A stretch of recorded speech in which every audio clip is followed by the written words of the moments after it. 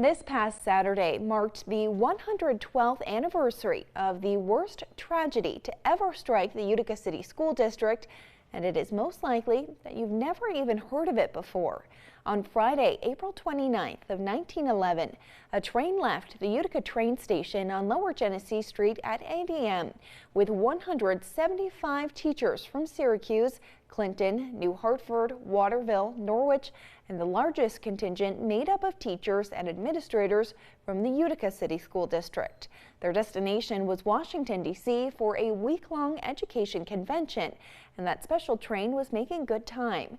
As they entered Pennsylvania in the early afternoon, they stopped to pick up a crew from the Pennsylvania Railroad to run the train through the Keystone State.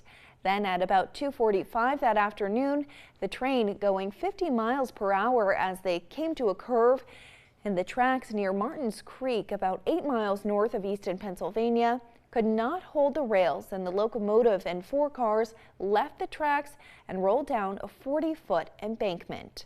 Crews had been working on the right-of-way at that point before the train came through. On the way down, the rail cars clipped an oil tank, spilling the flammable fluid onto the wooden rail cars, and the resulting fire was devastating.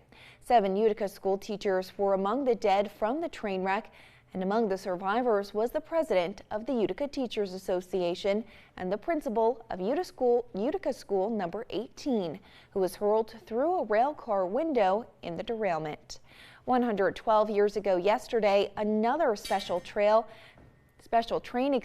took survivors of the wreck back to Utica. The crowd gathered was so great that the train was directed through the train station to the intersection of Schuyler and Columbia Streets so those on board could disembark from both sides of the train.